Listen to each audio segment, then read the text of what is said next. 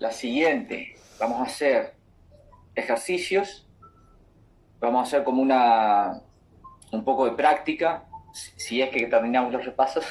Creo que sí, porque los repasos la idea es que ustedes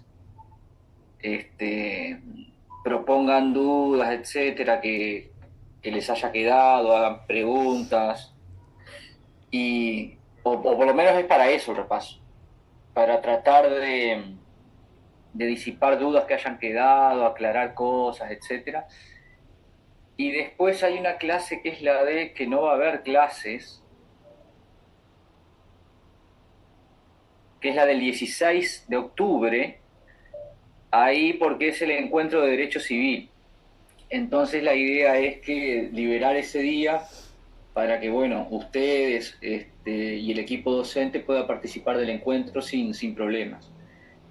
El encuentro de derecho civil es presencial en Montevideo, creo que es en el Salón 26, creo que es. Este, y, y bueno, es importante que ustedes participen de encuentros de este tipo porque les permite ampliar la visión de lo que ven en clases y además, cuando sean profesionales, es la manera de mantenerse actualizados.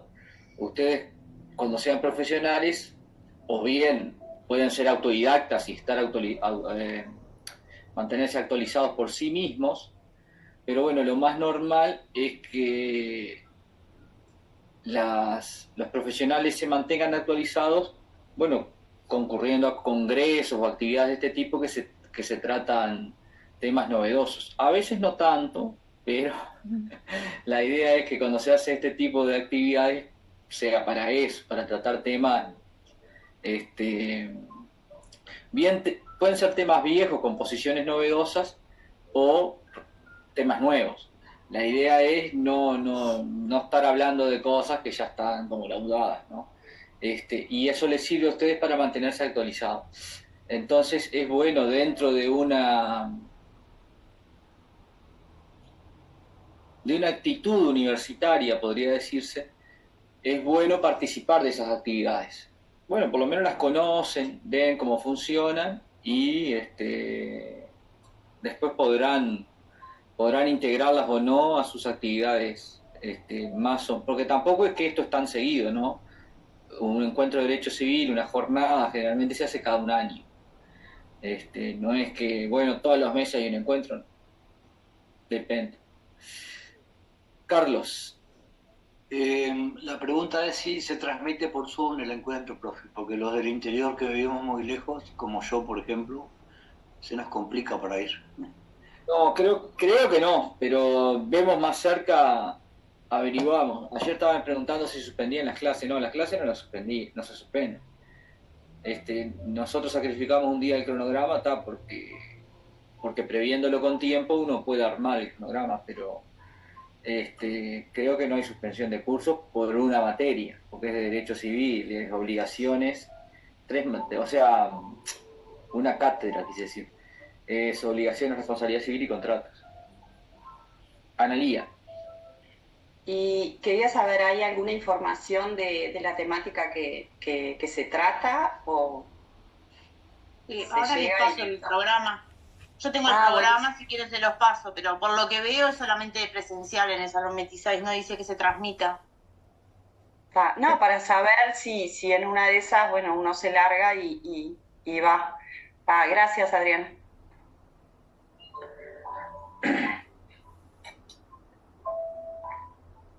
Sí, generalmente los que organizan tratan de hacerlo presencial para convocar, si no es difícil que vaya gente. Sí, hasta el año pasado habían algunos que hacían la doble modalidad con el tema de la pandemia y todo eso, pero después cortaron todo y es solo presencial, todos, de todas las materias. Educación permanente está con eso de que es híbrido, pero está. Eso porque necesariamente tiene que recaudar para que se formen los cursos. Y bueno, y si capaz que lo hace presencial se le cierra un poco el público, o el público es menor.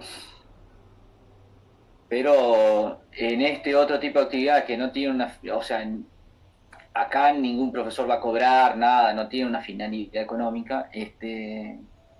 Bueno, no estoy diciendo que el auditor tenga finalidad económica, pero cuando da un curso necesariamente tiene que recaudar un mínimo para poder sustentar la actividad, si no, no se sustenta. En posgrado, ¿no? No es lo mismo que grado, que es totalmente gratuito. Bueno, quieren, si ya alguien tiene dudas sobre lo ideal es que las dudas las manden al correo incluso antes para poder armar, pero bueno, si tienen alguna duda de la parte general para poder ya considerarla en el esquema de desarrollo, si no, bueno, arranco a desarrollar y vamos viendo ahí en el camino. Analía.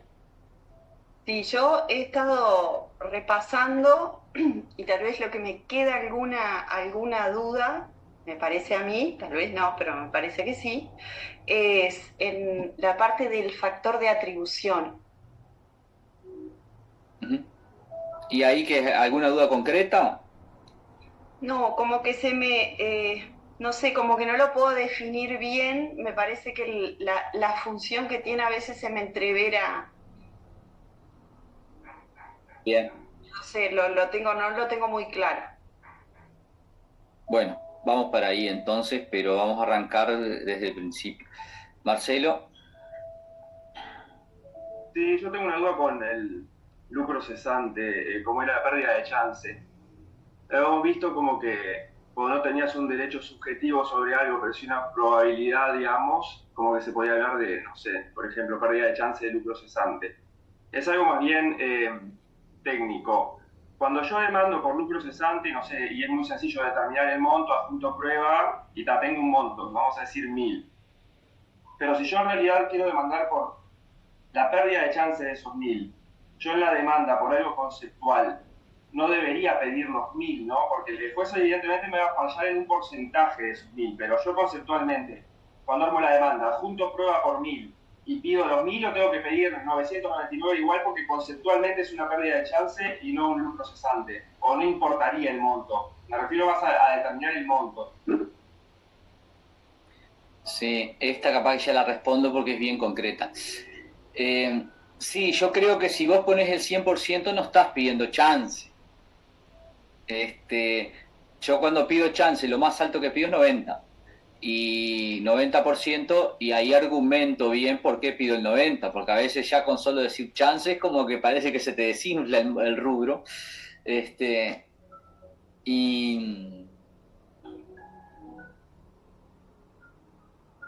O si no, pedir lucro cesante y subsidiariamente chance. Bien, argumentar de que es un lucro cesante, que hay certeza del ingreso.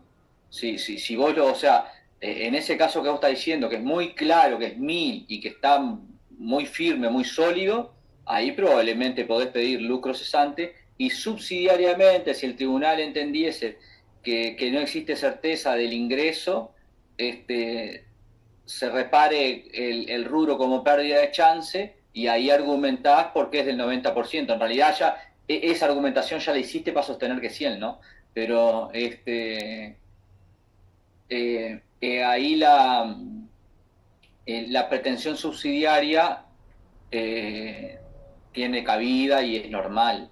Incluso hay una discusión de si se pide el lucro cesante y el juez entiende que es chance, debería repararla igual, porque como pediste lo más, pero, o sea, no habría incongruencia del juez si repara el lucro cesante. Bien, o sea, si repara chance, vos pedís lucro cesante, si el juez en vez de lucro cesante te repara chance, no habría incongruencia. De hecho, son lo mismo, son distintos grados, pero conceptualmente en sí es la pérdida del ingreso. Yo en uno tengo certeza y en el otro no tengo certeza, es la diferencia. Pero bueno, para cubrirte ahí podés pedirlo como pretensión subsidiaria y listo. Ahí me parece que eso es lo mejor. Porque no de que un juez de repente muy procesalista que no maneja mucho derecho de fondo te lo rechace. Bien, perfecto. Entonces, en conclusión, sería incorrecto conceptualmente pedirlo, llamarlo pérdida de chance, pero pedir el 100% de lo que vendría a ser un lucro cesante. Sí, es bastante extraño por lo menos.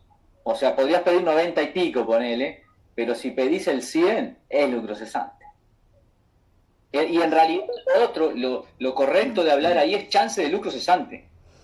Yo no sé si está la sentencia ahí, una sentencia que habla del lucro cesante, pero hay una sentencia de la Corte que más o menos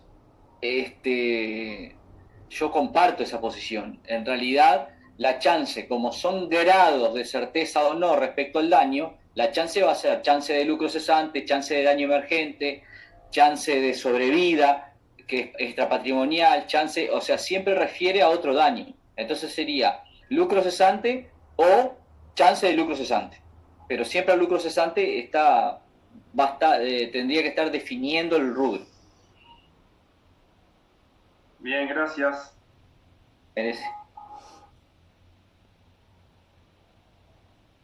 Bueno,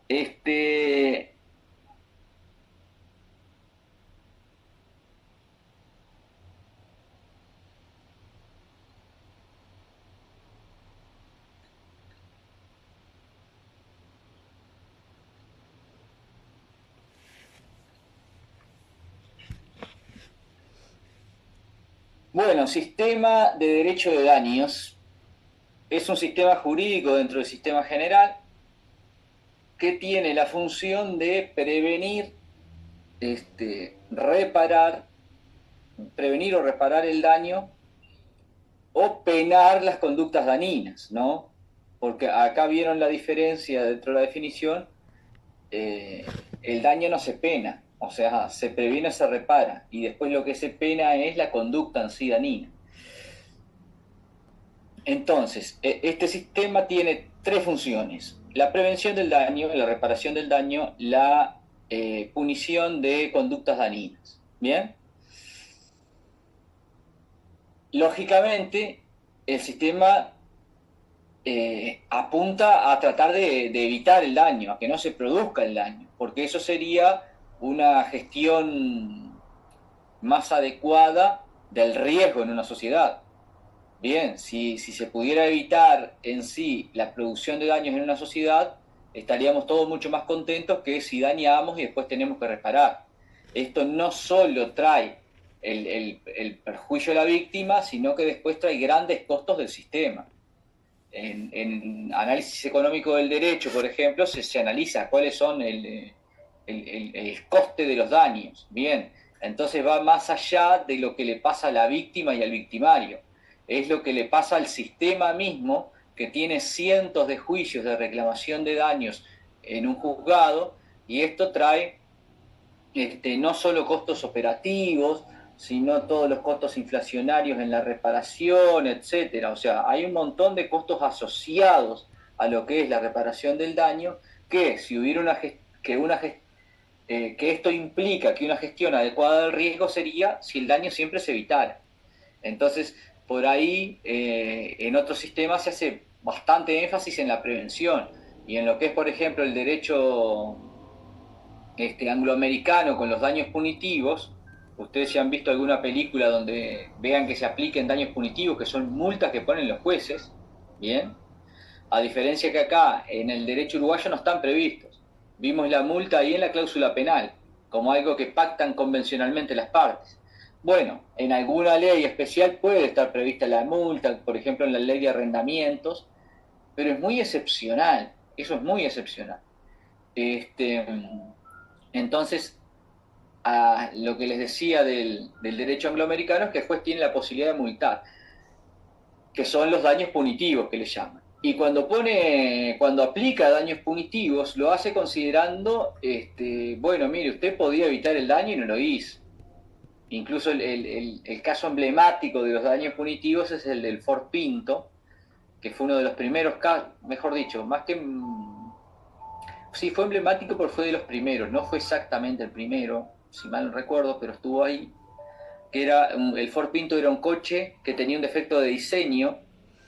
Esto lo vamos a ver después en derecho de daños al consumidor, El defecto de diseño consistía en que si lo chocaban con el señalero de atrás prendido, si lo chocaban de atrás con el señalero de atrás prendido, estaba cerca el tanque de combustible y explotaba el auto. Entonces Ford analiza ahí, dice, bueno, ¿qué pasa? ¿Qué hago? Bueno, hace un estudio de mercado y dice, bueno, yo si saco el auto del mercado para corregir el defecto de diseño, sale más de 100 millones de dólares, no me acuerdo cuánto era. No me acuerdo si era 125 millones de dólares. Y si eventualmente reparo las indemnizaciones que podría llegar a haber por reclamos por ese defecto de diseño, la cifra nunca iba a ser, en el peor de los casos, no me acuerdo cuánto superaba, pero no sé si era 25 o 50 millones, o sea, era mucho menor. Entonces Ford dice no. Estratégicamente dice, esperá que demanden, y si demandan, reparamos, porque incluso cuando se demanda, eventualmente hay que ver si se demanda o no, después en qué condiciones se dan el juicio, si se llega a un acuerdo o no, etcétera. Los daños pueden ser mucho más bajos incluso que esa proyección. Entonces hay un caso que una madre va con su hijo en el Ford Pinto y le pasa un accidente y tienen quemaduras gravísimas. Y bueno, y ahí la Corte de California condena a Ford a daños punitivos. Entonces le dice, sí que usted se quería evitar 125 millones de dólares, lo condenan 125 millones de dólares de daño punitivo, más los daños de la víctima.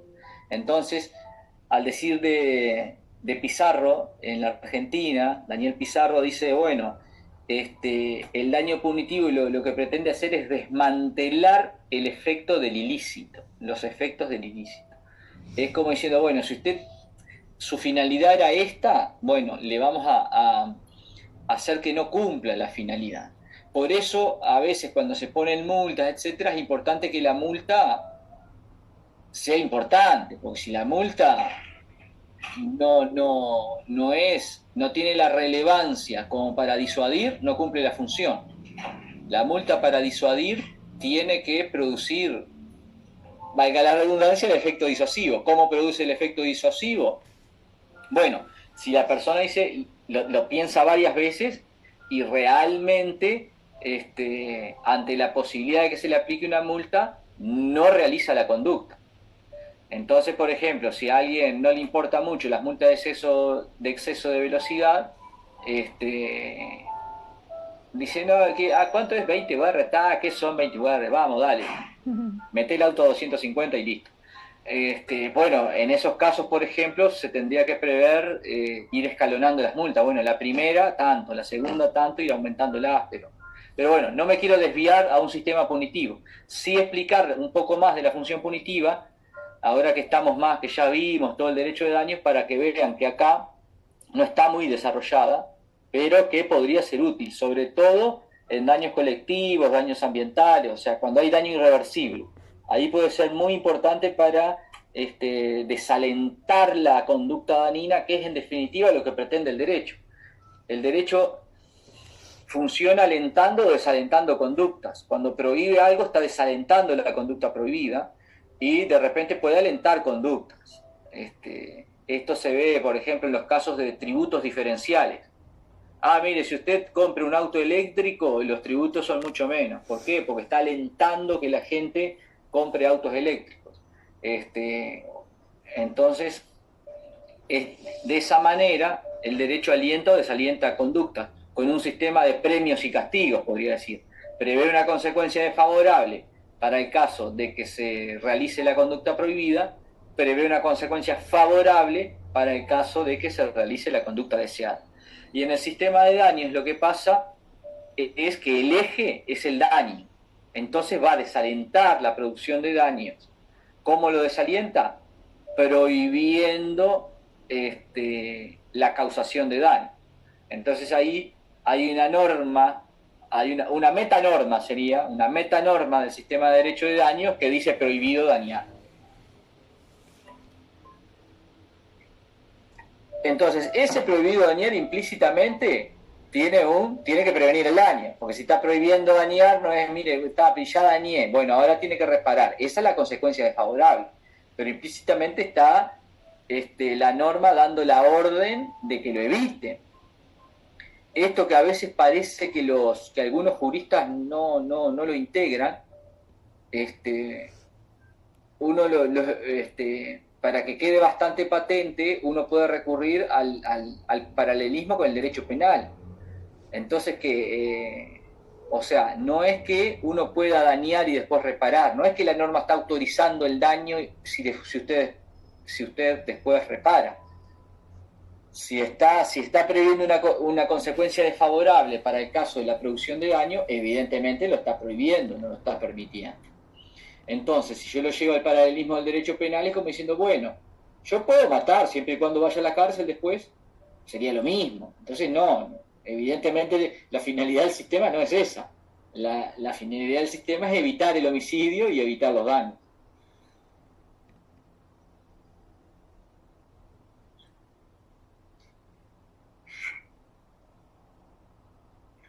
Entonces, para eso, el sistema prevé, podríamos decir que hay normas generales, como la que vamos a ver del 1319 más adelante, que dice, todo hecho ilícito del hombre que causa a otro un daño, impone a aquel por cuyo dolo, culpa o negligencia ha sucedido la obligación de repararlo. Bueno, eso es la norma residual del sistema, ¿no?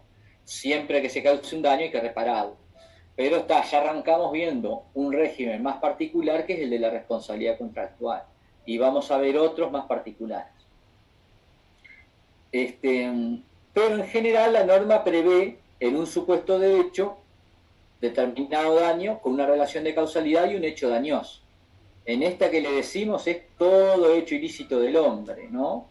Entonces el hecho dañoso es genérico y residual, abarca todo. La relación de causalidad también y el daño también. Pero, por ejemplo, en la responsabilidad contractual vimos que el hecho dañoso acá es el incumplimiento obligacional, sea de un contrato, sea de una ley. Bien, entonces cuando hay un daño causado por un incumplimiento dañoso, no vamos al 1319, vamos al 1341 y siguientes. Después vamos a ver si acá hubiera un hecho dañoso, que es el hecho causado por un animal salvaje, bueno, iríamos a la norma que prevé eso, o del animal manso, iríamos a la norma que prevé el animal manso, o si es el hecho de las cosas, vamos a ir al 1324, y si es el hecho de la cosa que cae o se arroja el edificio, vamos a ir a esa norma particular, y así, etc. El sistema prevé unas normas generales y unas más particulares.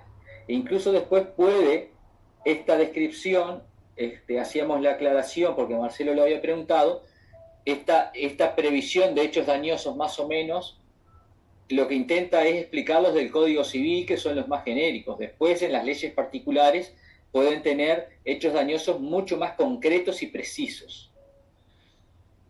Que bueno, cuando tengan que analizar el caso concreto, ahí verán, bueno, este hecho dañoso está regulado en particular. Ahí vamos a tener que buscar dentro del sistema jurídico si ese caso, el caso como supuesto de hecho de la norma, de daño en relación de causalidad y hecho dañoso, está previsto en alguna norma particular. Por ejemplo, un caso de contaminación. Bueno, artículo 4 de la ley 16466. Está expresamente previsto el daño causado por el daño ambiental causado por contaminación y cómo se repara. Hay un supuesto mucho más específico en una norma particular. Después, ley de defensa del consumidor. Prevé el defecto del producto o del servicio. O sea, entonces ahí es más particular todavía. Bueno, pero para que se verifique, de esa manera entonces el sistema jurídico alienta o desalienta, mejor dicho, la conducta dañina, la prohíbe el daño. Ahora, la norma no solo prevé esto, después prevé el responsable, ¿no? ¿Quién va a responder? Y eso lo prevé a través de un factor de atribución. Bien, mediante la relación de atribución. Y después van a aparecer otros componentes ahí, que son las eximentes y la antijuricidad, que son la posibilidad de interrumpir la relación de causalidad de la atribución con eximentes, que son hechos externos, Y después también se tiene que verificar, normalmente, en general, podríamos decir la antijuricidad. Pero también se admite la responsabilidad por hecho ilícito. Entonces, el primer elemento es el daño. Ese daño hay que conectarlo causalmente con el hecho dañoso, que es el hecho que lo causó. Es una manera de hacer un análisis, bueno, pero voy a subir a la camioneta y veo que está el paragolpe arrancado. Y bueno, tengo un daño, pero no tengo un hecho dañoso, no tengo una conexión causal. Bueno, ¿qué fue que pasó acá? Después, ya como a los 20 días, pasado 20 días, me entero por un vecino de que otro vehículo lo enganchó, o sea, echó marcha atrás, enganchó el paragolpe y arrancó para adelante, arrastró la camioneta, hizo... entonces recién ahí puedo averiguar qué fue lo que lo causó, ¿no? Eso es la importancia de la relación de causalidad. Bueno, yo para poder imputar responsabilidad a alguien, atribuir responsabilidad a alguien, lo tengo que saber qué fue que causó. Y para saber qué fue lo que causó, tengo que ir a la relación de causalidad. ¿Qué es lo que causó? Y ahí sí, cuando yo con la relación de causalidad conecto el hecho dañoso, esto viene a formar el caso subsumible en el supuesto de hecho normativo. Yo subsumo este caso en el supuesto de hecho de la norma y me va a decir quién repara. Bien, por ejemplo, el 1319 que recién decía, o el 1341. El 1341, incumplimiento obligacional, ¿quién va a responder? En principio el deudor. Ahora, si hubiera un contrato de garantía, por ejemplo, también podría responder, va a haber otro acá, se va a abrir otra flecha que va a decir, el garante también va a responder. Bien. Si fuera el 1319, todo hecho ilícito del hombre, bueno, el que causó el daño. Hecho de las cosas, el hecho dañoso me va a decir quién responde, el guardián. Hecho de los animales, el guardián. Y así vamos a ir viendo en defensa del consumidor, defecto del producto o del servicio. Bueno, el proveedor. Bien. La norma me va a decir a través de un factor de atribución quién responde. Y eso en realidad, y es eso el factor de atribución, es el criterio o el fundamento por el cual la norma atribuye responsabilidad a otro sujeto. La relación de atribución entonces se verifica con el factor de atribución, que es el criterio o fundamento por el cual la norma le atribuye responsabilidad a un sujeto, y va a poder ser interrumpida por las eximentes de responsabilidad, que son hechos externos, o no, porque acá voy a hacer una aclaración. Generalmente referimos a las eximentes como hechos externos e irresistibles, pero recuerden que también puede estar prevista como eximente la propia conducta. Por ejemplo, en el 1324, inciso final, atribuye responsabilidad y prevé como eximente la propia conducta. Entonces puede haber eximente subjetiva o objetiva. Generalmente se presta mucha atención a la eximente objetiva y como que la eximente objetiva la dejan un poco de lado, pero también es una eximente. Bueno, vamos parte por parte ahora.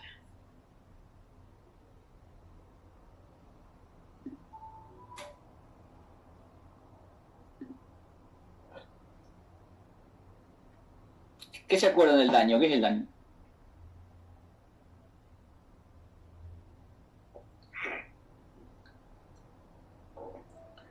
Algo que parece tan sencillo intuitivamente. Me dañó, lo dañó.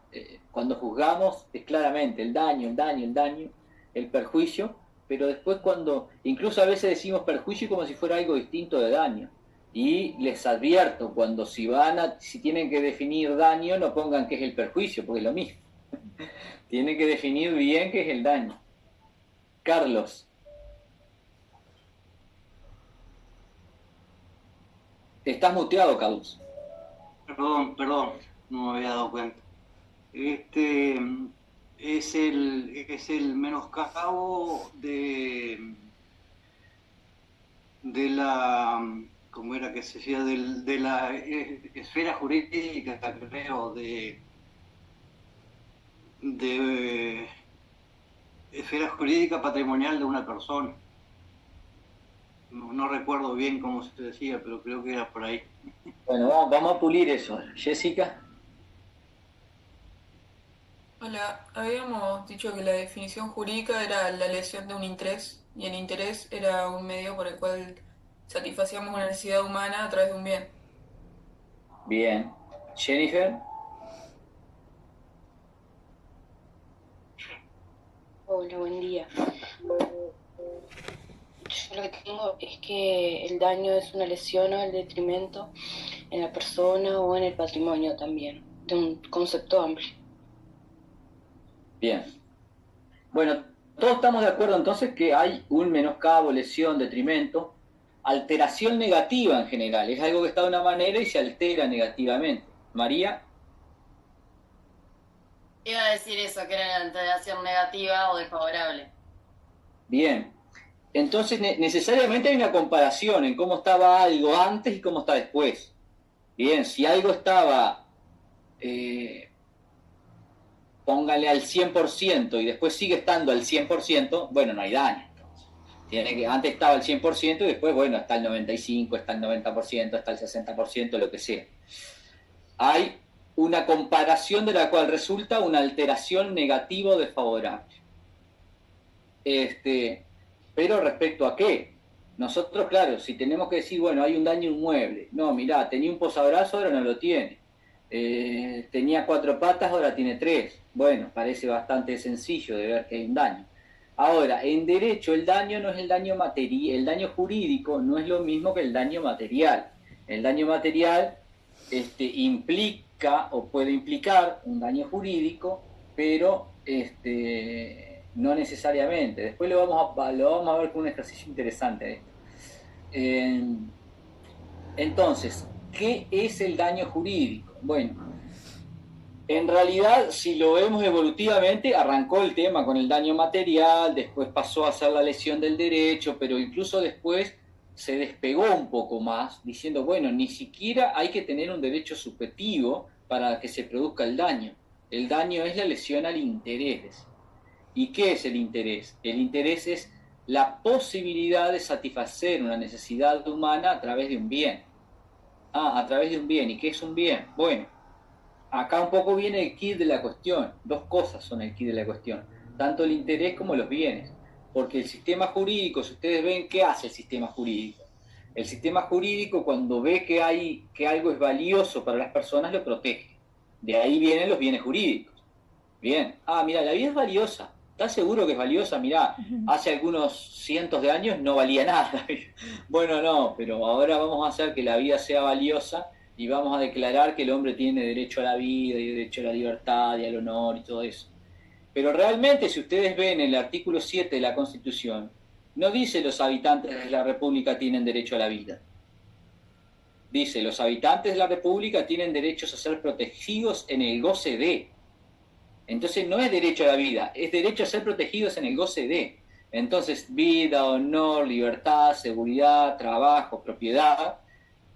O sea, los 6 bienes jurídicos que enumera el artículo 7, más la extensión que hace el artículo 72 a todos los inherentes a la personalidad humana, se está refiriendo a bienes jurídicos, ¿no? Porque no es... O sea, si ustedes, reitero, leen con atención y detenimiento el 7 de la Constitución, van a ver que no es derecho a la vida, es derecho a ser protegidos en el goce de la vida. Bueno, el goce de la vida es el interés. Bien, es la posibilidad de satisfacer una necesidad humana a través de un bien. Bien, entonces por ahí dijeron medio, bueno, hay que pulir un poquito, hay que ser un poco más preciso. Entiendo sí que la definición que doy es muy, muy, muy precisa, pero bueno, para eso la doy, porque en realidad ese trabajo que ustedes ven ahí del daño fue fruto de que cuando empecé a estudiar el daño veía que nadie decía lo que era el interés, Bueno, si el daño puede ser la lesión a un derecho, bien, interés o situación jurídicamente protegida. Era como una cosa muy... O decían, lesión al interés, pero nunca nadie definía el interés. Entonces, bueno, después lo fui definiendo y en un momento, más adelante, dije, voy a escribirlo, aunque sea, capaz que aporto algo, capaz que no, pero por lo menos lo tiro arriba de la mesa. Y si ustedes ven, entonces ahí es, bueno, los bienes jurídicos como algo valioso para las personas, pero valioso, ¿por qué es valioso? ¿En dónde está el valor? Bueno, porque satisface una necesidad humana. O sea, los bienes son bienes porque satisfacen necesidades humanas. O sea, esto en un sistema o esquema antropocéntrico, ¿no? El derecho es bien antropocéntrico. Los fundamentos de las normas, al decir de Alexi, o en lo que se funda la protección de los bienes, es en que satisfacen necesidades humanas. Bien, de repente hay paradigmas un poco distintos para la protección de ciertos bienes en particular. Por ejemplo, en derecho ambiental puede haber un paradigma distinto en la protección de la madre tierra o de la Pachamama como sujeto de derecho. Esto está previsto en la Constitución de Ecuador y a nivel legal en 2 leyes en Bolivia. Bien, no me acuerdo si se llama Leyes de Protección de la Pachamama y del Buen Vivir, una, y la otra no me acuerdo. Pero en esos casos, bueno, se cambia el paradigma, ya no se protege a la madre tierra solo en interés humano, sino también en interés de la propia madre tierra porque se la declara un sujeto de derecho. Pero fuera de esa protección específica, todo el sistema es antropocéntrico. Ni que hablar en Uruguay que ni siquiera la Pachamama es sujeto de derecho. Entonces es netamente antropocéntrico. Se protege determinados bienes en interés humano, porque hay interés de una persona. ¿Por qué? Porque satisface una necesidad. Entonces el quid de la cuestión son las necesidades. ¿Qué necesidades me satisface eso? Entonces ustedes, para determinar qué daños hay en cada caso concreto, por ejemplo, hay que razonar, bueno, pero ¿qué necesidades me satisfacen? Entonces ahí ustedes pueden ir definiendo los tipos de interés. Si hay interés económico o no económico, por ejemplo. ¿Me satisface una necesidad económica o no económica? Entonces ahí ustedes van a poder ir definiendo los tipos de daño. Sí, perdió las piernas, pobre, tiene daño extrapatrimonial, porque en realidad las piernas no tienen un valor de mercado. Entonces, recuerden que ahí la distinción es cuando vamos a los tipos del daño y en particular cuando vamos al tipo de daño patrimonial o extrapatrimonial, en realidad, estrictamente hablando, sería daño económico o no económico. O sea, lo patrimonial es el daño económico, lo extrapatrimonial es el daño no económico. Entonces ahí vemos qué tipo de interés es afectado. ¿Afecta a un interés económico? ¿Y cuál es el interés económico? Es cuando el valor está previamente determinado en el mercado. ¿Cuándo es extraeconómico? Cuando no lo está. Entonces, generalmente se tiende a decir, bueno, pero las piernas no tienen un valor económico predeterminado en el mercado, entonces extrapatrimonial. Sí, pero en realidad tenemos que ir al interés, no al bien en sí. El bien ahí es la integridad física, recuerdo. Entonces, ahí se empieza a desdoblar la cosa y se empieza a apreciar por qué el profesor jode tanto con el interés. Bueno, porque acá empieza a desdoblarse y ustedes van a poder ver las distintas, la función que cumple una definición quizá tan precisa.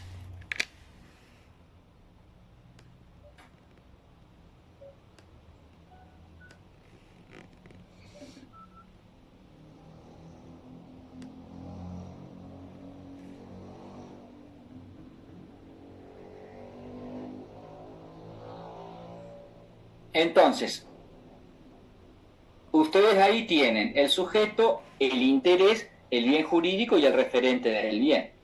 Entonces decíamos, bueno, perdió las piernas en el accidente. Bien, en principio sí, es extrapatrimonial, parecería, porque bueno, las piernas no tienen un valor determinado en el mercado.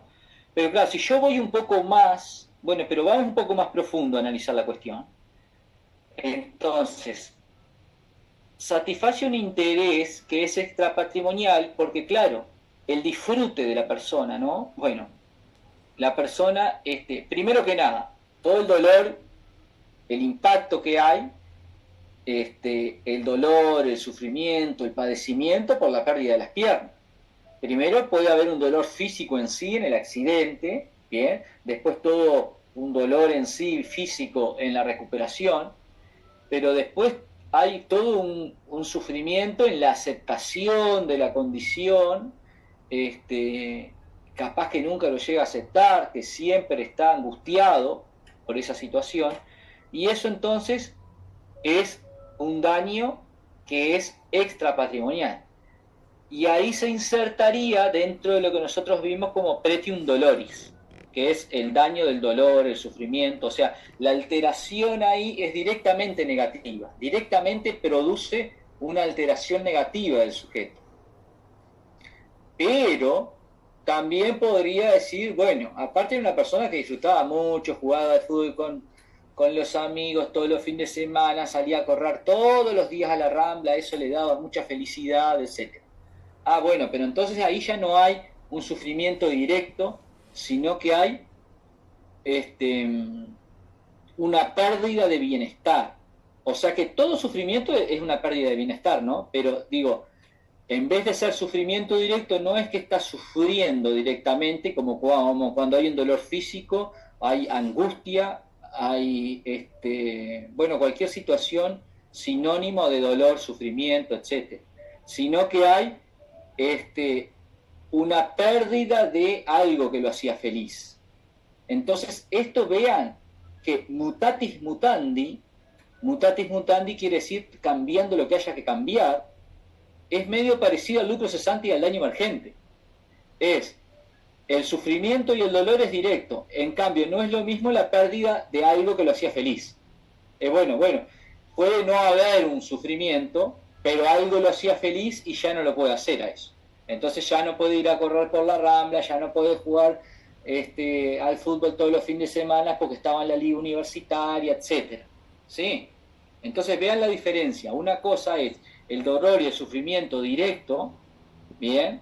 La angustia, y otra cosa es dejar de hacer actividades que lo hacían feliz. Bien.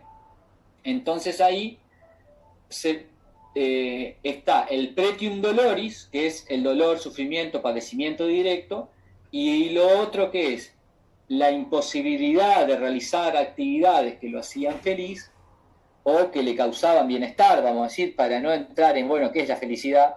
Bueno, la imposibilidad de realizar actividades que le causaban bienestar entra en el concepto de daño a la vida de la relación. Y el daño a la vida de relación entra cualquier actividad humana que le causara bienestar. Entonces, ahí entran un montón de daños y en definitiva sería una pérdida de calidad de vida. Lo podríamos decir en términos más genéricos.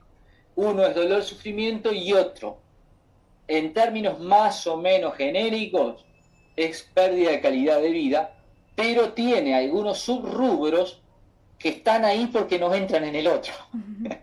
Se arma como una categoría residual, daño a la vida de relación, y por ejemplo entra el daño estético.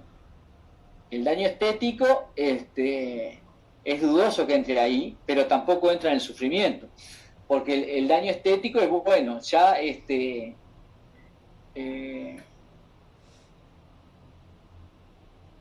por ejemplo, era una chica que tenía un lomazo y le gustaba mucho ir a la playa, y después del accidente tiene unas cicatrices muy grandes, se siente avergonzada, y bueno, ya medio que va a la playa de short y remera, ya no usa malla. Entonces, claro, eso en realidad es, bueno, está perdiendo del disfrute de poder ir a la playa con malla de 2 piezas, o hay una especie de vergüenza que en definitiva la está menoscabando constantemente. Entonces, ese es más difícil de precisarlo, pero bueno, la doctrina lo pone al daño estético como daño en la vida de relación. Entonces, bueno, ella ya no puede disfrutar de la playa como lo hacía antes. pero incluso pueden haber cicatrices que vayan más allá del daño estético y puede haber pérdida de piernas que vayan más allá del daño extrapatrimonial. Entonces, vamos a arrancar con las piernas, que fue lo primero que vimos. Bien, tiene todo el sufrimiento y la pérdida de bienestar o de disfrute. Pero además, la persona trabajaba en un trabajo que necesitaba las piernas, era guardia de seguridad, era policía, era un deportista profesional. Ahí medio que el ejemplo no me cuadra bien porque dije que jugaba en la liga universitaria, pero bueno, podría ser un deportista profesional en vez de jugar en la liga universitaria. Entonces, las piernas no tiene interés solamente extraeconómico en sus propias piernas, tiene un interés económico, porque era lo que le traía el pan a la mesa, era lo que le traía el ingreso económico. A su vez, la chica esta de las cicatrices no era que simplemente como cualquier persona iba y disfrutaba de la playa, no, era modelo. Y tenía 20 años, tenía una carrera de modelo por delante. Entonces podremos decirle que después con esas cicatrices las agencias la borraron del mapa, ya no la contrataron.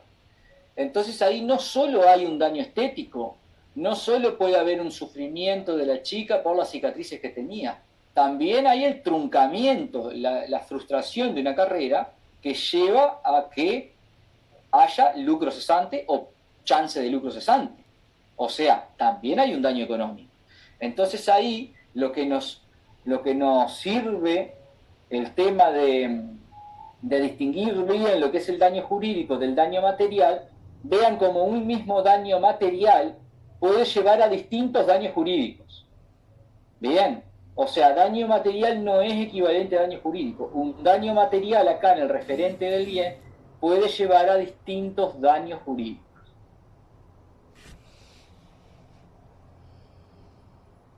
Ni que hablar esto cuando queremos analizar, acá lo analizamos de la perspectiva extraeconómico-económico, pero si lo analizamos desde la perspectiva de la pluralidad o singularidad de los sujetos afectados, bueno, ahí tenemos que los intereses no solo son económicos o extraeconómicos, también puede haber intereses desde el punto de vista de la titularidad de los sujetos, puede haber interés individual y transindividual. Entonces decíamos, ¿cuándo hay un interés transindividual? En realidad no hay un interés transindividual. El interés que le llaman transindividual en realidad es una construcción que consiste en agrupar intereses individuales homogéneos. Entonces, cuando hay una reclamación de un conjunto de sujetos que reclaman que todos están lesionados en el mismo interés individual homogéneo de ese grupo, se habla de daño transindividual, trasciende al individuo. Bien, pero no es distinto del interés individual. Son distintos sujetos que se agrupan, porque acá hay un cemento que une los intereses, que es la homogeneidad, intereses individuales homogéneos de un grupo. No es intereses individuales de un grupo, no es que se agrupan todos y nada que ver con nada y están todos juntos, no. Tiene que haber una homogeneidad en los intereses. Entonces, hay un desastre que lesiona a muchas personas. Un bus, tiene un accidente y lesiona a todos los sujetos. Cae un avión, lesiona a todos los sujetos. Los aviones chocan contra las torres en Estados Unidos el 11 de septiembre. Bueno, lesiona a miles de sujetos.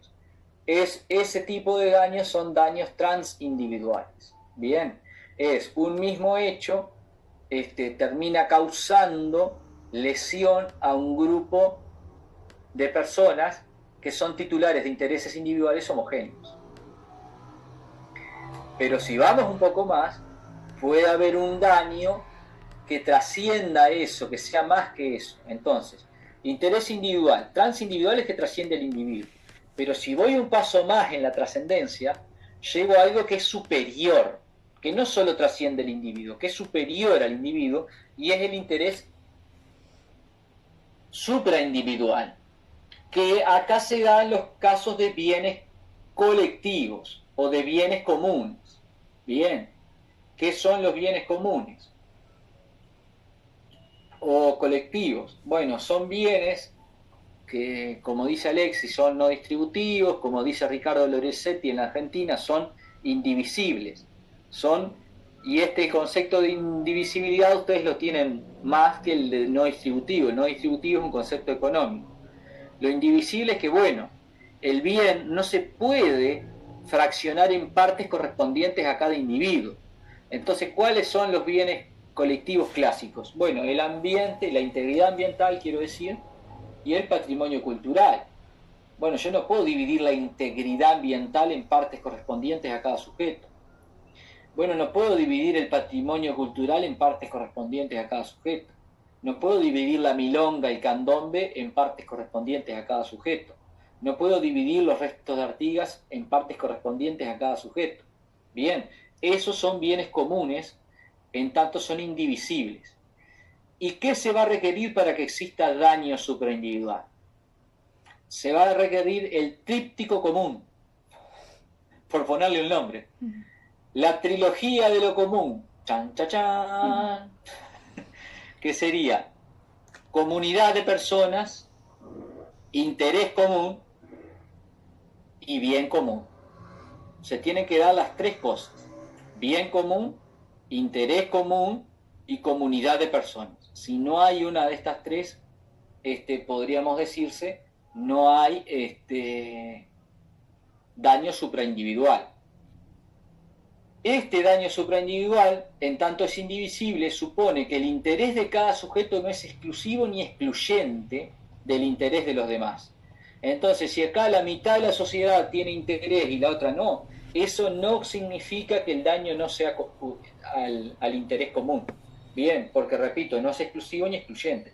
Es más, respecto a un bien común, podrían darse daños transindividuales. Cuando la afectación del bien, por ejemplo, no llega a lesionar a toda la comunidad, sino que de pronto lesiona a un grupo de personas nada más. Entonces esto lo veíamos como ejemplo en las relaciones de vecindad. Es un vecino que contamina y perjudica a los vecinos de al lado nada más. Entonces hay 3 vecinos perjudicados, pero no está la comunidad toda perjudicada. Entonces ahí diríamos, en ese caso, la afectación ambiental no llega a lesionar el interés supraindividual, lesiona el interés transindividual de esos vecinos cercanos que les afecta la contaminación. Bueno, ¿alguna pregunta sobre daño?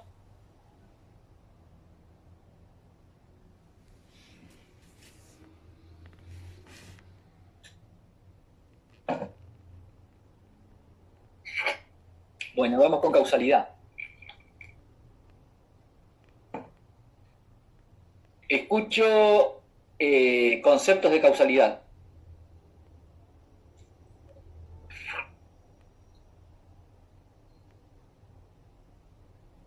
Escucho...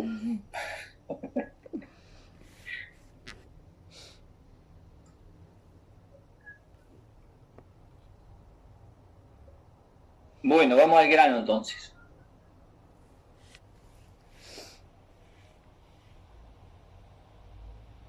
Víctor. Buenos días. Buenos días. La causalidad es una relación, tiene el carácter objetivo que es para determinar la imputación de algo a un sujeto, ¿no? Es la causa, el origen de algo, que tiene la condición de causar un fenómeno. Es el origen de algo que causa un resultado. Sí, bien, sí, ahí está. Por ahí al final capaz que mejoró, porque claro, no siempre es a un sujeto. Nosotros podemos, lo que vamos a averiguar, bueno, ¿qué fue que causó el daño? De repente llegamos hasta un sujeto y otras veces no llegamos hasta un sujeto. Es decir,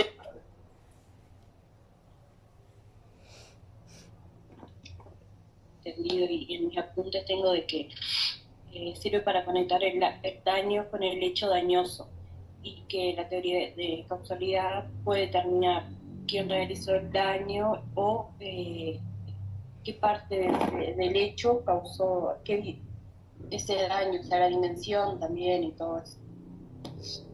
Bien. Bueno, nosotros en la vida cotidiana constantemente hacemos juicios causales. Lo que pasa es que lo hacemos desde intuitivamente, ¿no? Y eso es grandioso, porque el ser humano constantemente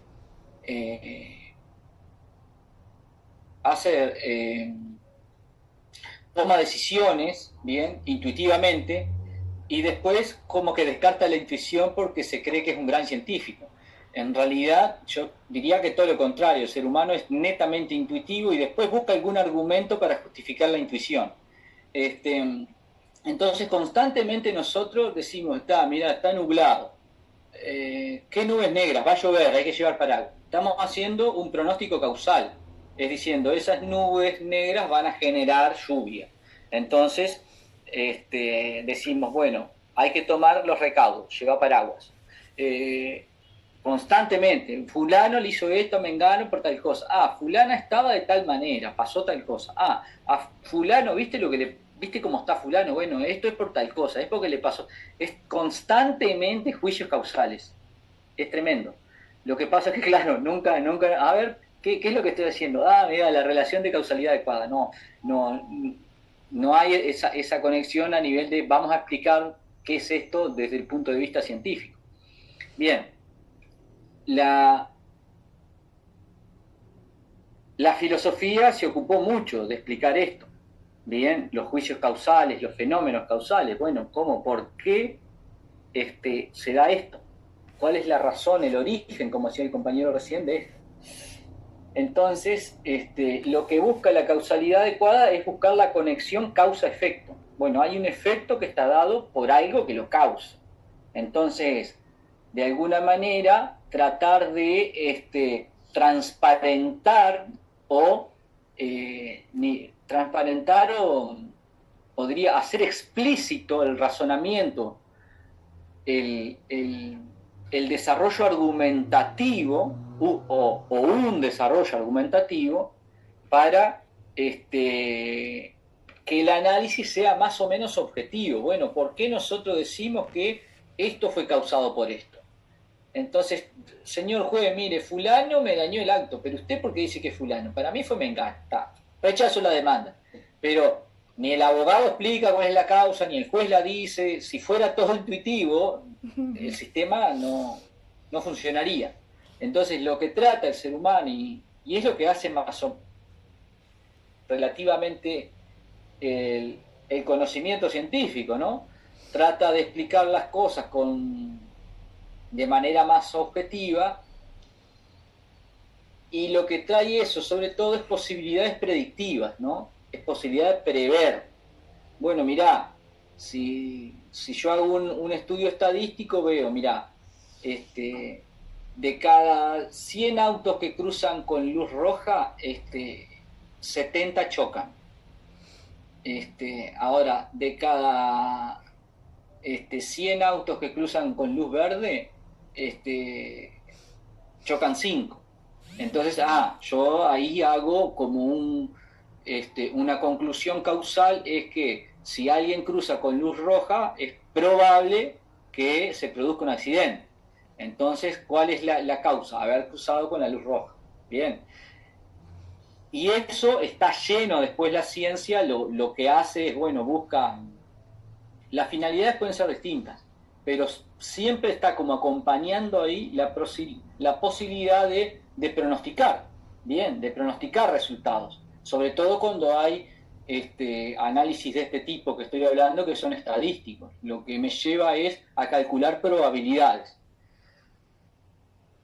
El derecho no es ajeno a todas estas maneras de explicar los fenómenos causales y adopta las causalidades que fueron desarrolladas por la filosofía, por la ciencia.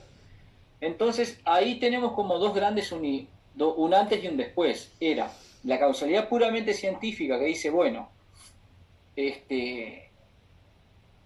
mirá, cuando se produce un resultado, concurren muchos factores a producirlo, y estrictamente hablando yo no los puedo separar, porque si hay un factor que ya no se da, probablemente el resultado no sea el mismo. Entonces, esa es la causalidad de la equivalencia de las condiciones, la teoría de la equivalencia de las condiciones. Dice, todas las condiciones confluyen a producir un resultado, entonces son todas equivalentes. Yo si saco una condición, probablemente el resultado no sea el mismo. Pero claro, ahí esto probablemente sea una gran verdad, pero para lo que estamos diciendo de poder hacer pronósticos, etcétera, no nos sirve. No nos sirve porque, sobre todo en el derecho, porque en el derecho vamos a ver que, o ya lo vemos, mejor dicho, a diferencia de la ciencia que describe los fenómenos causales tal cual son, el derecho está entonces la ciencia está en un contexto descriptivo, el derecho está en un contexto atributivo. El derecho quiere atribuir la causa, quiere atribuir el resultado, quiere atribuírselo a alguien para que se haga lo que se tenga que hacer para prevenir o para reparar. Entonces, no le interesa una descripción de, mirá qué lindo, todas las condiciones concurren de manera equivalente a la producción del efecto, porque ahí no tiene, dice, bueno, pero entonces tengo que, por ejemplo, en el derecho penal tendría que poner presa a la madre porque parió a la persona que después mató. Bueno, pero si la madre no lo hubiera dado a luz, esta persona no hubiera cometido el homicidio. Bueno, si el vendedor de armas no le hubiera vendido el arma, la persona no hubiera cometido el homicidio, ¿sí? Entonces es como, si todas las condiciones concurren, el análisis no termina más. Es como creo que les hice esa conexión causal sucesiva que va desde el clavo hasta perder la guerra. A causa del clavo se perdió la herradura, a causa de la herradura el caballo quedó rengo, a causa de que quedó rengo el mensaje no llegó, a causa de que el mensaje no llegó se perdió la batalla, a causa de que se perdió la batalla se perdió la guerra. Entonces a causa del clavo se perdió la guerra. Es como una conexión causal muy larga. Valentina. Profe, pero si nosotros decimos que la relación de causalidad es qué fue que lo causó, con la explicación ahora que usted dio, es por qué se dio ese hecho. Bueno, ¿O es lo mismo? No es lo mismo, es que, yo lo que quiero saber es qué. Para ser claros, van a encontrar algunos autores que buscan el porqué, etcétera, pero se marea la cosa ahí y se termina confundiendo causalidad con culpa. Bien, porque entonces dicen, ¿cuál es la causalidad adecuada? Por ejemplo, Mariño dice la previsible. Yo creo que no, que ahí está confundiendo causalidad con culpa, porque la idea de previsibilidad es de diligencia, bien, es del actuar de la persona. La causalidad es un análisis netamente objetivo. Yo lo que quiero es saber qué lo causó. Después la norma me va a decir, a través del factor de atribución, quién es el responsable. Y si va a atribuir esa responsabilidad por falta de previsión o no. O si lo va a atribuir objetivamente porque es un garante, por ejemplo. Entonces ahí no me importa mucho si lo previó, si no lo previó, todo eso queda fuera hasta incluso la culpa. En la causalidad yo lo que tengo que averiguar es materialmente qué causó. Bien, porque después la norma va a atribuir la responsabilidad jurídicamente. Incluso algunos autores dicen, bueno, la causalidad es la imputación fáctica, la imputatio facti.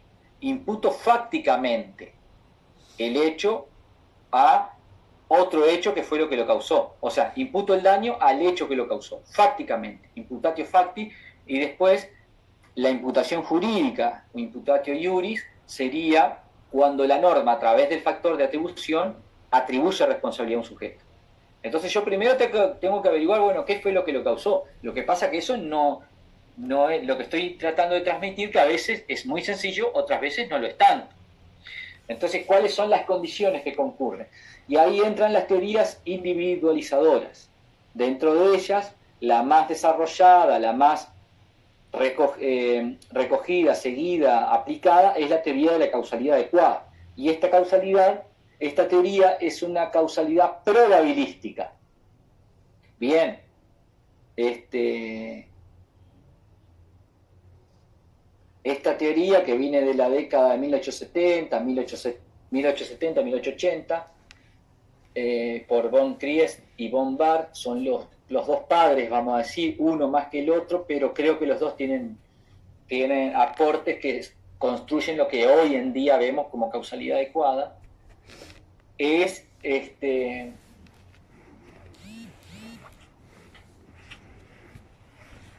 ya desde entonces fundan una causalidad probabilística. ¿Qué es probabilística? Es, bueno, importante. La decisión de si algo es causa o no no requiere certeza absoluta. No se requiere, para yo poder afirmar que un daño fue causado por un hecho, no requiero certeza absoluta. La certeza es probabilística. De hecho, ahí cuando nace la teoría de la causalidad adecuada, nace de esa manera.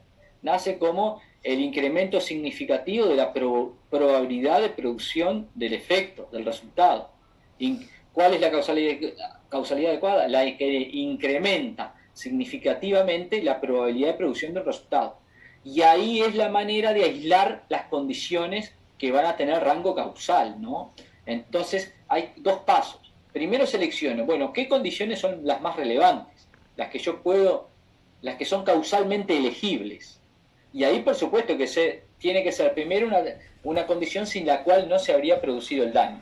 Selecciono las condiciones sin las cuales no se había producido el daño y dentro de ellas voy a seleccionar con rango causal, no tiene que ser una, puede ser más de una, bien, pero voy a seleccionar, sí, voy a filtrar, bien, las condiciones que incrementan significativamente la producción del resultado. Bien, y después bien, y eso yo lo llevo a ¿cómo? Bueno, ¿cómo sé cuándo una condición incrementa significativamente la producción del resultado? Bueno, y ahí viene el análisis de, bueno, según el curso normal y ordinario de las cosas, basado en la experiencia. Bien, entonces ahí yo hoy les ponía el conocimiento estadístico a propósito. El conocimiento estadístico es una manera científica de analizar hechos repetidamente para ver la incidencia probabilística en los resultados. Pero eso el cerebro humano lo hace constantemente. El cerebro humano constantemente de hecho construye estereotipos en base a eso.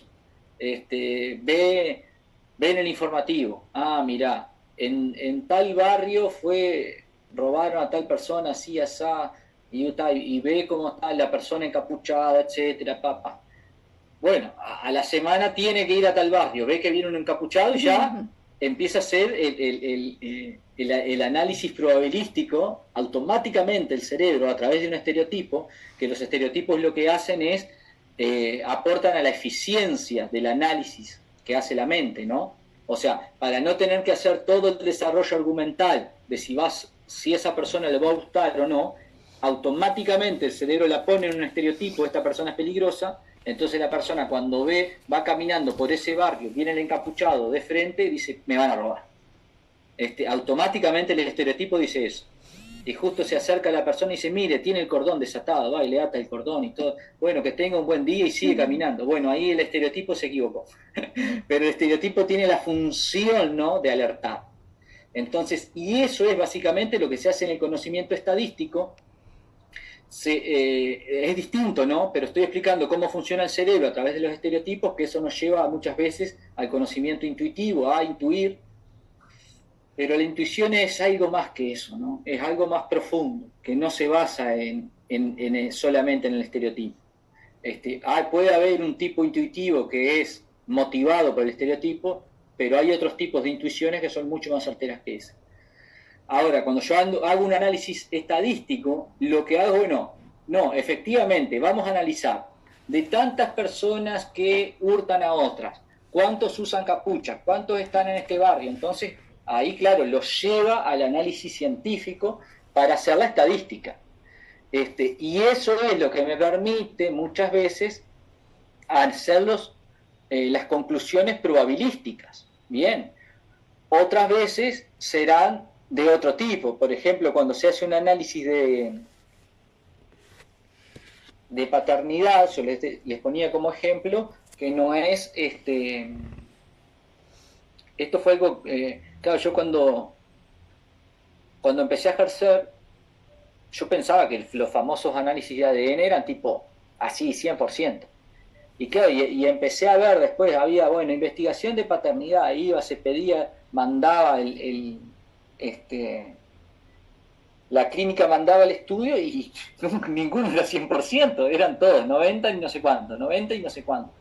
Entonces, claro, uno ahí se da cuenta que la ciencia no es absoluta, o sea, incluso en eso que es análisis de ADN, son análisis biológicos, están determinados en probabilidad. Entonces, lo que dice en términos causales ese análisis es, mire, hay un 96% probabilidad de que este sujeto haya causado a este hijo, bien, de que este sujeto sea el progenitor de este hijo. Entonces, la causalidad, que está buenísimo, pero tengo que redondear un poco, si no vamos a estar hablando 5 años de causalidad. Entonces, ¿la causalidad adecuada cuál es? ¿Cómo selecciona las condiciones? Bueno, selecciona primero de esa cantidad de condiciones que pueden contribuir a causar un resultado. Por ejemplo, si yo hablo de un incendio, bueno, sin oxígeno no se va a dar el incendio. Bueno, pero yo no puedo relevar con rango causal el oxígeno, ¿no? Se incendió porque había oxígeno. Sí, pará, chocolate por la noticia que había oxígeno, si no, no se produce el fuego. Entonces, eso no lo puedo llevar a rango, que sí lo hacía la equivalencia de las condiciones, por ejemplo, yo no lo puedo llevar, si quiero individualizar la causa, no puedo llevar esa condición al rango de causa. Bien, porque eso es, se diría que es una condición necesaria, pero no es suficiente para producir el incendio. Entonces tengo que ver condiciones necesarias y suficientes. Entonces de ahí voy a elegir las condiciones que de alguna manera, sea por la razón que sea, y eso dependerá del caso concreto, contribuyen significativamente a la producción del resultado. Bueno, hubo un montón de manos levantadas, pero no, porque si no, no me iba a dar para... Valentina. Profe, pero entonces, por ejemplo, en el ejemplo que usted dio del choque, de su paragolpe, ahí la relación causal, ¿qué sería? Que el hombre tuvo imprudencia como para estacionar y le arrancó el paragolpe. Esa sería la relación de causalidad. Bueno, está buena la pregunta, porque acá ustedes se tienen... vieron que... dice, en espiritualidad está muy hay que practicar el desapego. Bueno, desapéguese del juicio de valor respecto a la conducta. Tiene que conectarlo con el hecho, porque si usted si está hablando de imprudencia, ya está hablando de culpa. Bien, y acá yo voy a ir, ¿qué fue lo que causó el daño? El hecho de la cosa. Por eso yo les digo, busquen en el sistema normativo cuáles son los hechos dañosos. ¿Hay un hecho dañoso imprudencia? No, la imprudencia ya es una valoración posterior que se hace del hecho dañoso. El hecho dañoso fue hecho, fue acaecido, fue cometido con imprudencia. Es como un plus, bien, al hecho dañoso en sí. El hecho dañoso es, acá si yo lo tengo que ubicar en el sistema jurídico, es hecho de la cosa. Es una cosa, se enganchó con otra, la cinchó y arrancó el paragolpe. Hecho de la cosa. Tuve un accidente, me partieron la pierna en 3 pedazos. ¿Qué fue? Hecho de la cosa, me chocó un vehículo. Ahora, si una persona se viene y de repente me toma golpes de puño, bueno, no hay hecho de la cosa. Bien, y después vamos a ver que cosa es, lo que pasa es que no hemos visto responsabilidad extracontractual, pero cosa es cualquier cosa en sí, pero incluso puede ser un montículo de tierra. Un montículo de tierra que dejan ahí, eso puede ser considerado una cosa. Un pozo que dejan en una obra puede ser considerado una cosa. Un árbol que cae puede ser considerado una cosa. Cosa es muy, muy amplio. El bisturí es considerado una cosa, que es manejado por el cirujano. Entonces, la conexión causal, ustedes me parece que lo más preciso es no contaminarla con la idea de culpabilidad. Bien, conectar causalmente. Y después hacemos... Yo lo que quiero con la conexión causal, ¿cuál es la finalidad? Saber qué causó el daño. no cómo fue causado. Si fue causado con imprudencia, con negligencia, con impericia, eso es problema de la culpa. Yo lo que quiero es saber qué lo causó.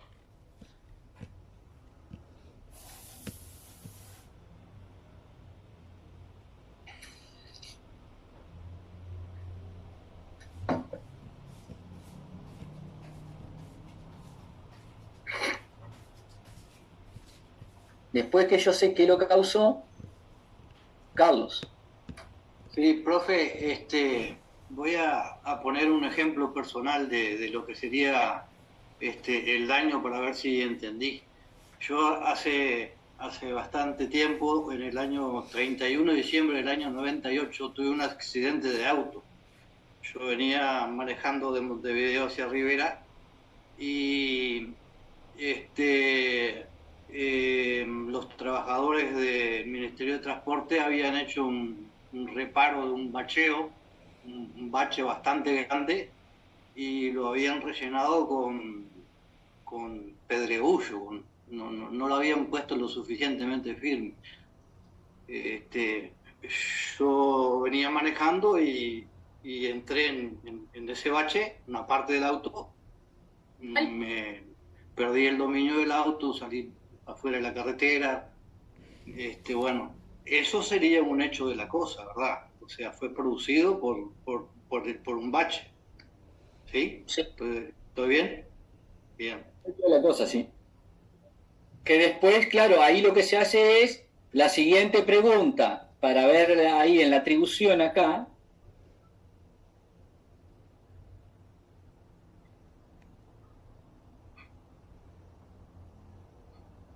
Es, bueno, hecho de la cosa.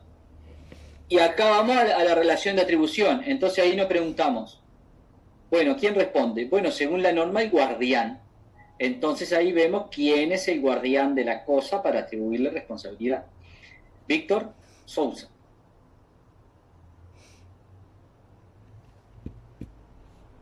Profe, ¿me escucha bien? Porque anda medio trancado. Es mi ¿Sí? internet. Pero en el caso de que estaba diciendo recién, siempre se analiza la previsibilidad objetiva, nunca la subjetiva, porque es muy criticada la subjetiva, ¿verdad? Siempre hay que ver la diligencia del buen padre de familia que hubiera tenido cualquier persona. Por ejemplo, en el caso de Carlos, si hubiera pasado otras personas a la misma velocidad, le hubiese pasado lo mismo. Para ver la probabilidad del accidente, sí, en general, ¿no? Yo diría que ahí no. Ahí usted lo que analiza es la causa concreta. ¿Ese hecho dañoso fue causado por eso o no? Porque de repente viene, este ejemplo yo lo puse con los medicamentos, para que vean que el tema de la previsibilidad no está en la causa, está acá, en la relación de atribución. La previsibilidad va en la relación de atribución. Entonces yo estadísticamente tengo un medicamento y me dice, bueno, miro los estudios y dice efectos adversos. Bueno, el efecto adverso de este medicamento está entre 1 en 1000 de a 1 en 1.000.000. Pero ahí no hay probabilidad entonces. 1 en 1000, 1 en 1.000.000. Se da cuenta de que si todo el Uruguay toma el medicamento, 3 personas tienen efecto adverso. Entonces, ¿hay una probabilidad ahí? No, bueno, hay una posibilidad, pero no probabilidad, hay una posibilidad. Entonces yo de esa manera nunca podría imputar causalmente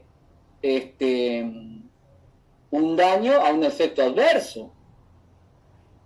Porque, o sea, si yo lo miro desde la previsibilidad, bueno, ¿cómo es no es previsible que tenga efecto adverso porque es 1 en 1.000.000 o 1 en 10.000? Incluso le diría 1 en 10.000 ya es bastante. Sería 1 en 10.000 de a 1 o 1 en 1.000.000, pero 1 en 1.000 le diría, bueno, es bastante la posibilidad en los medicamentos. Pero en los medicamentos, o por lo menos los que yo he visto, es más normal de 1 en 10.000 para arriba. O sea, vean que 1 en 10.000 como piso, es como muy ínfima la posibilidad. Entonces, si yo hago ese tipo de análisis, digo, nunca nadie va a ganar un juicio por un efecto adverso del medicamento porque hay una mera posibilidad de que cause daño. No, hay que hacerlo en el caso concreto. En el caso concreto se analiza, ahí generalmente, no sé, yo prefiero los peritos médicos legistas, porque como que van... están más cercanos a los juicios, a cómo se analizan las cosas en los juicios, etc. De repente pueden designar un perito farmacólogo que de repente no está familiarizado con los juicios ni con la idea de cómo es la imputación causal en los juicios. Entonces, lo que hace el médico legista es como un escalón intermedio ahí que está más familiarizado con la parte legal. Entonces, claro, lo que va a hacer el perito ahí, lo que tiene que hacer es decir si en ese caso concreto el efecto adverso de fulano es causado o no por el medicamento. No sé, porque si no va el perito y dice, bueno, la probabilidad, sí, la probabilidad, ya entro a internet y veo las posibilidades de producción. Lo que me interesa es saber si en ese caso concreto ese efecto adverso que se produjo sobre tal persona fue producido o no fue producido por tal medicamento, en el caso concreto. Porque claro, lo otro me lleva a una petición de principios. Una petición de principios es utilizar la conclusión como argumento. Yo estoy argumentando con la propia conclusión a la cual tengo que arribar. Entonces, los medicamentos no dañan porque es 1 en 10.000 la posibilidad a 1 en 1.000.000. Entonces, como que bueno, ya estoy dictaminando la conclusión. Lo que tengo que ver en el caso concreto es, ¿este sujeto está dentro de esos? Habíamos dicho, bueno, puede ser que a una persona en 10.000, ¿esa persona es el 1 en 10.000? Porque aparte, el análisis probabilístico es probabilístico, no es absoluto, no quiere decir, no puede descartar que una persona sea dañada en el caso concreto. En el caso concreto hay que ver si el efecto adverso causado a la persona fue causado o no por u otro medicamento. Bien, en la línea ahí va a ver, el perito le va a decir, bueno, a ver cuáles fueron los síntomas, estos síntomas son compatibles con el efecto adverso de tal medicamento. ¿Tomó tal medicamento? Sí, mire, dentro de los 15 días antes de generarse el efecto adverso había tomado el medicamento. Entonces el perito dice, sí, justo, el efecto adverso de este medicamento dice que los síntomas de efectos adversos se manifiestan entre los 10 y los 15 días posteriores a la ingesta del medicamento durante tantos días. Entonces ahí como que se empieza a construir el panorama causal concreto. ¿Se entiende?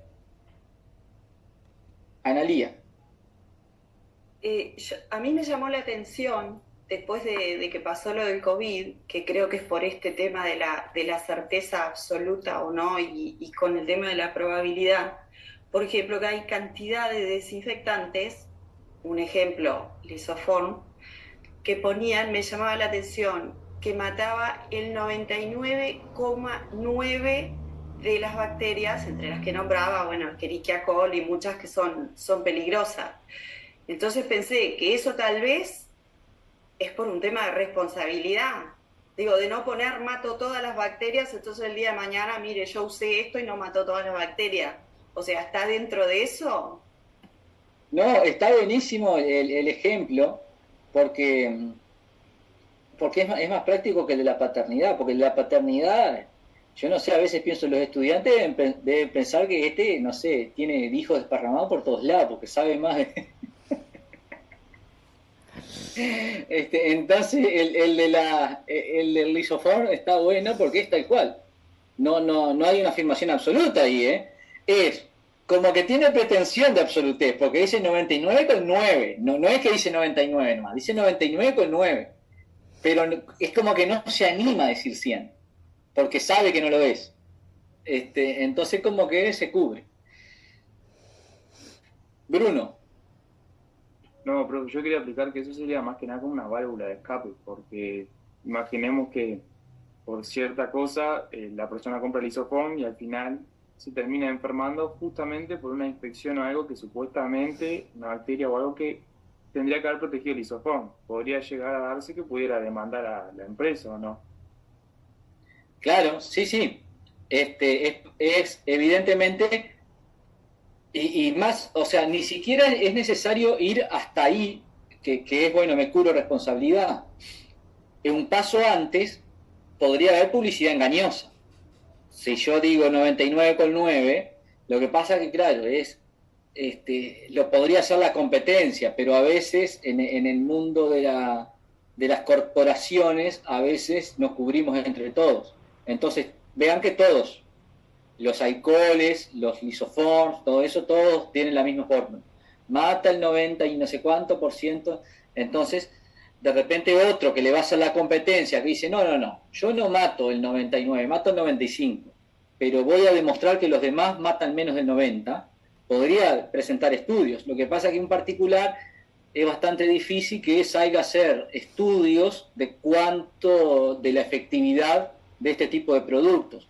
Capaz que en una sociedad donde haya asociaciones de defensores fuertes, que tengan recursos y que tengan, que esté más instalado el tema de los consumidores en sí, por ejemplo, en el primer mundo, capaz que, no sé si ponen el 99 o no, la verdad que no me he fijado, pero hay más controles, porque las asociaciones de defensores son más fuertes y porque además después, bueno, es todo un tema, ¿no? Porque al haber daños punitivos, eso alimenta a que los propios estudios estén como atrás de los daños. Dicen, bueno, los daños punitivos también alimentan los juicios de daños porque los grandes estudios se dedican a grandes juicios para poder cobrar los daños punitivos. Pero el hecho es que en definitiva termina contribuyendo a una mayor prevención. Se cuidan más. Pero es por ahí por donde dice el compañero, de que hay que prever, ¿no? Mire que yo no puedo responder porque ese caso que no mató entra dentro del 0,1. Pero también agrego que puede haber aunque no llegue a haber responsabilidad por un daño, podría haber por un defecto de información, por información engañosa en la publicidad. Bueno, seguimos la que viene. Juan. No, por último, para terminar, eso, puede ser falta de información. Hay veces que en los productos hay aclaraciones que vos decís, ¿hace falta que me aclare esto? Pero es porque una vuelta hablando con una persona que se encarga de todo eso, explicaba que si no ponen ese tipo de aclaraciones bobas, la gente lo hace y dice, no, pero a mí no me avisaron que no se podía hacer esto. Sí, pero, no sé, poner papel aluminio dentro de los microondas. Es conocimiento general que algo pasa. Bueno, se ve que antes la gente lo ponía y reventaba. No, pero pasó, aparte fue muy grave lo que pasó. Por eso se empezó a hacer. Pasa y pasa grave. Lo que pasa es que ahí depende si la persona... Hay personas que a veces no tienen sentido común y otras que sí. Hay personas que leen más etiquetas que otras. Entonces, la normativa tiene que apuntar a un estándar de poco sentido común, por así decirlo. Mire, hay que avisarle todo, y a su vez a un estándar de un consumidor que quiere informarse, que necesita informarse. Yo a veces leo una etiqueta y no tiene toda la información que estoy buscando. Entonces hay que pedirle, a veces, por ejemplo, determinada marca de leche de soja no tenía un certificado que fuera transgénica. Entonces empecé a averiguar y nadie me respondía. Mandaba correos a todo el mundo. Bueno, no dice que sea libre de transgénicos. Sí, ya sé que no dice eso, pero ¿lo es o no lo es? Entonces, claro, ahí terminarás concluyendo que no lo es, porque si no fuera, le pondría sellito, ¿no? Pero debería decir que no lo es. Todas las sojas transgénicas, ¿no? No existe. Bueno, no lo sé. Hay certificado de soja no transgénica, ¿no? Entonces ahí no sé. Se nos cae el sistema. Yo creo que no se usa. Hay certificaciones de soja no transgénica. No sé cómo es el procedimiento, pero bueno. Lo que pasa es que en parte a veces tenés que confiar en el sistema un poco, yo qué sé. Pero bueno, el hecho es que la información tiene que estar. Profe, disculpe, ¿qué damos la clase que viene que no lo pude anotar? Seguimos con el repaso. Seguimos ahora factor de atribución, todo y responsabilidad contractual. Profe, ¿ya sabe cuántas preguntas va a hacer y cómo pregunta usted? Eso no importa. ¿Para qué quiere saber cuántas preguntas hacen? ¿Qué le puede aportar? Porque yo nunca tuve con usted, no tuve obligaciones y... Igual sí eso es difícil. Eso no le va a aportar nada, va a estar pensando. Están pensando en la forma en vez de la sustancia. Totalmente. Hay que aprender la materia y ya está, y no tiene problema. Nos vemos la que viene. Perfecto, gracias.